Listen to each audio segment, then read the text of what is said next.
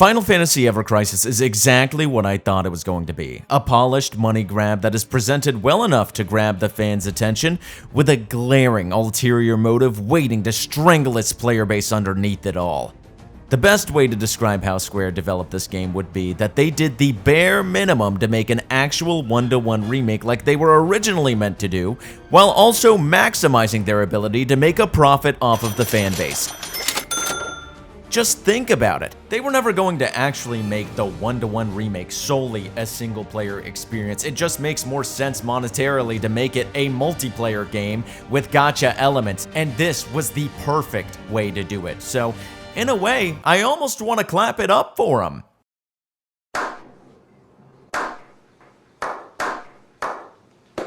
But it's also just really disgusting to see the way the company has decided to treat the Final Fantasy name at this point. Alright, enough stalling. What is it about Ever Crisis that makes me feel so strongly about it? The presentation. This is probably Ever Crisis' most positive feature. Ever Crisis. The game looks damn good. I mean, the models are taken straight from Final Fantasy VII Remake, so I'd hope so. With that being said, this is one of the best looking mobile games I've ever played. The animations look pretty stellar. Performing Braver especially always feels super impactful. Limit breaks are also just another spectacle to watch play out, and overall I have nothing bad to say about the presentation. Square definitely put some effort into this thing, and it shows. Outside of the graphics though, there's not much to praise Ever Crisis about. Let's talk about the different game modes and how they're presented to the player. Oh my god, what a shit show. So you have 3 different story paths that you can play through within Ever Crisis. The original Final Fantasy VII story, Crisis Core, which is Zack's story, and Final Fantasy VII The First Soldier. Wait a minute, wasn't that garbage Battle Royale game that absolutely flopped, which now seemingly has been rebranded into a standalone story that's supposed to showcase young Sephiroth? Yeah, it sounds stupid just saying it aloud. So in my case, I really just wanted to focus on the original storyline and Zack's story, because those are the 2 storylines I care about most and want to re-experience. And I don't really care about some other bullshit storyline that they added in just for the sake of this game. So I can just not play the shoehorned First Soldier storyline and experience the other 2, right? Wrong.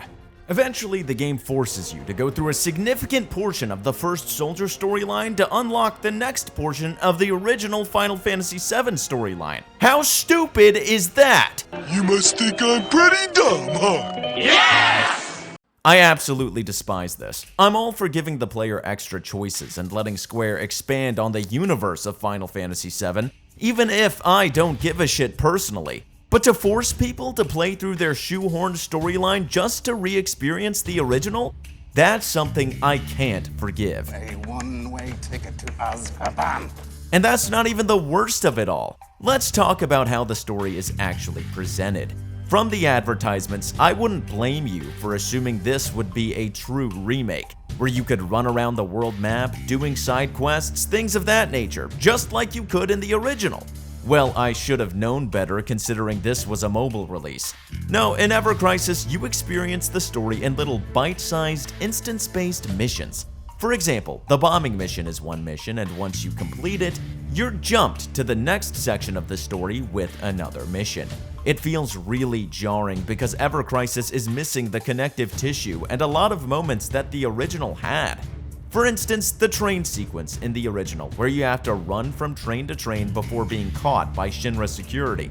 Completely removed in Ever Crisis. In Ever Crisis, the sequence goes like this. You bomb the reactor in Mission 1, then meet Aerith immediately after in Mission 2, and right after that, you return to the hideout. View a few inconsequential scenes, then boom, you're in the next reactor again. It's really crazy to think that this supposed remake of Final Fantasy VII is so watered down compared to the original. Where is the banter between the characters, the funny animations, really the charm of the original? And everything that I just mentioned, Crisis Core has the same problem. Except with Crisis Core, you have even less reason to play this version of the game because you already have a one-to-one remake with Reunion. Really, playing Ever Crisis is like playing Final Fantasy VII, except it's a skeleton of its former self, just completely bare bones. And this trend just continues throughout the game, if you can even call it a game at this point. I know what you're thinking. Well, Biz, it's a mobile game, you gotta cut it some slack. It can't have all the features the original had. And to that I say, then why did they even make this supposed remake into a mobile release? Why not just have a proper remake like this on traditional consoles? And you and I already both know the answer to that, and that answer is money. Before we get into the shoddy microtransactions within Ever Crisis though, let's talk about the combat, or lack thereof. The combat. I think the combat can be neatly summed up in 3 words. It plays itself. Just like any other mobile release in the past 5 years, I mean really, is anybody surprised? You surprise me to how shit you are. Oh, thank you. Making games that play themselves seem to be just the go-to with mobile gaming. And at this point I have to question if it's a feature that mobile gamers actually enjoy, because holy shit, every mobile game has an auto battle feature. Why keep including it if people don't like it? Anyway, I digress. The combat is so garbage anyway, the auto battle feature is a blessing in disguise. You sit there and wait for the ATB gauge to build up just to tap a command and wait to do it all over again. If you guys have ever played White Knight Chronicles, it's super similar to that, just much less engaging. The only thing that's actually a little bit of fun to do is unleashing limit breaks, since you have to do that manually. And the timing of when you actually do so kind of matters, so at least they got that part somewhat right. I can already hear some of you saying, well, in the original you had to sit around and wait for the ATB gauge to go up before you can do anything. And I would say, yeah, but you're also managing the actions of 3 people at the same time, all while the enemy is throwing attacks at you. And there are also so many different options to choose from with all the different materia at your disposal, so you need to figure out which materia to use within a given battle in order to be victorious. With Ever Crisis, yes, materia somewhat matters, but the customization options are extremely limited. And not at all like the original, because you only have 3 or 4 slots for materia and that's it. The order in which they're placed in the sockets doesn't matter, unlike the original, and again, you're only ever controlling one character at any given time, even if you can switch between the characters. You're not controlling all 3 of them simultaneously, which would have been a way to make the combat much more engaging.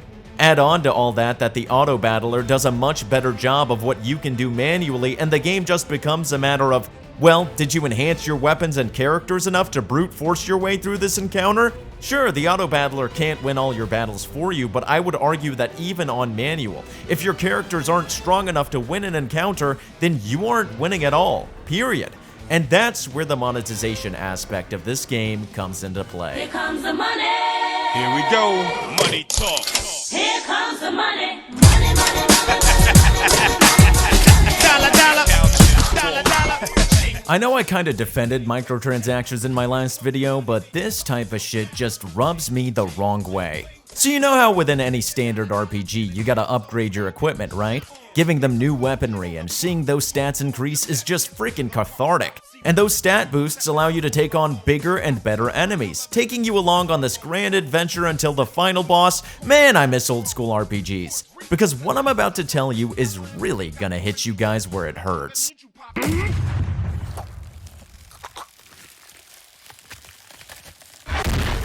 They made a gacha system out of equipment, guys. Yeah, I'm not kidding you. Gone are the in-game shops where you could purchase new equipment with in-game currency. No, now you gotta pay real money to get your equipment so you can actually advance the story. No, I'm not kidding. Seriously, this is how they're gonna make money off this game. You see, every mission has a recommended power level, and I have to say, I was able to play the game for a significant amount of time without spending money, but make no mistake, even though I was making smart use of my materials to upgrade my weapons and using the many launch day bonuses to get as many weapons as possible, eventually you will run out, and you will be tempted to spend money to progress and skip the grind. Now, Pinocchio, don't you lie to me, you didn't spend any money in the Ever Crisis shop, did you? No! You see, there are other ways to earn materials through solo content and things of that nature, but the enhancement quests require stamina to actually start, and you only ever have a limited amount of that to spend. Granted, again, you can replenish your stamina with the blue crystals, which I finally found a use for, and stamina tonics, But with how often you're going to be needing to do these quests to enhance your characters and increase their power, eventually the shop will be the only way to replenish your stamina. Plus, who the hell actually wants to just keep doing these quests over and over just to get materials to make your character stronger so that you can auto-battle your way through the story anyways? And so you can see how your progress might be halted, since you won't be able to make your characters any stronger to beat that boss you've been stuck on for the past week, unless you Give me your fucking money! It's not just the weapons though. Your characters can also be enhanced through the use of items, so can your materia, literally everything. And each of these require resources that I'm sure will become more and more scarce the further you play past launch day, requiring you to resort to using the shop for further progress. There are also these general tasks and one-time rewards through story missions you complete to get these stupid-ass blue crystals, which the game really gives you no idea what to use them for until you kinda just happen upon its use like I did, just like a lot of other mobile games. But yeah, you know, they'll hand out those blue crystals like freaking candy, but in actuality, what you really want are the red crystals. And of course, in my time spent playing, I wasn't able to get a single one of those, since that's the currency you actually use within the shops. Also, the way these advertisements pop up in my face trying to get me to spend money feels so disgusting too. Like, I understand that's just standard mobile game fare at this point, but it doesn't make it feel any less gross. Especially when there's an advertisement proclaiming that there's a limited time offer for a story support pack. If I just cough up a little bit of cash, and if I miss my chance now, oh, it's gonna be a lot more expensive. The whole thing just screams cash grab, and I refuse to give them a single penny. No catch. Well, that was the reaction. In conclusion, this game is a hot, steaming pile of dog shit, just like I said it would be. Another chance for a remake? My ass, more like another chance for Square to make more money off its fan base. And the fact that Ever Crisis literally uses assets from Final Fantasy VII Remake, like the character models, like the cutscenes, and does literally nothing to make the remake more interesting or engaging than the original, and is instead a watered-down version of the original, makes me extremely worried for the future of this franchise. The game topped the Japanese App Store as the #1 most downloaded app upon its release, so safe to say that it did not suffer from a lukewarm release, at least in Japanese markets. On the App Store in the US though, it's already #1 on the chart for the category role-playing, with a whopping 5,000 ratings resulting in a score of 4.7 on the US App Store. And I just have to ask these people, why? Why should we be rewarding this company any longer for disrespecting its fans at every single turn, and giving them more reason to screw us over in the long term? It's happening again and again and again with Square Enix, and personally, I'm sick and tired of it. Getting offline, guys. Later. Maybe I'm just a tired gamer, and everybody else loves a combat system that plays itself, but oh my god. The monetization systems of Ever Crisis are so utterly atrocious that it should have a 1-star rating on the App Store, period. And that's not even considering how segmented the story of Final Fantasy VII has become with this release, how it forces you to play through the other shoehorned storyline, how microtransactions will absolutely be a requirement to progress further within the game, and why a remake of a single-player experience had to become a live service mobile game with gacha elements. Oh, what is this? What is this? Oh my god. Oh my god. Oh, the fucking enhance assault. As ridiculous as that sounds, the charts speak for themselves, and I think so far the game is an absolute success, and Square will only be encouraged to follow up with more of these shady business practices in the future. What a damn shame. Rest in peace, Final Fantasy. It really was fun while it lasted.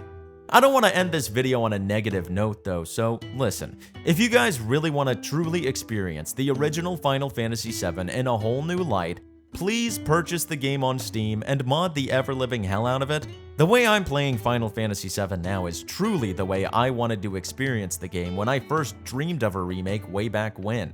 You can use mods to use remastered versions of the tracks, update the character models, the field models, the pre-rendered backgrounds, literally everything. There's also a huge combat overhaul that not only gives characters unique abilities and traits within combat, but also changes certain elements in the story to shake things up a bit. Spoiler alert, they've added so much you can even save Aerith with this mod.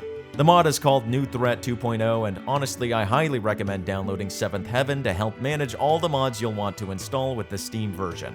It'll take you a few hours to set everything up and make sure all the mods play nice with each other, but once you do, it is absolutely the definitive way to play Final Fantasy VII, and a much better way to experience it than Ever Crisis. And it's also a nice way to give a huge middle finger to Square Enix, and only have to pay a one-time price for the definitive experience, instead of having to fork over cash thanks to a shoddy pay-to-win system. And that, ladies and gentlemen, marks the end of this video. Thanks so much for watching, and if you enjoyed, don't forget to like and subscribe, or I won't help you set up 7th Heaven, okay?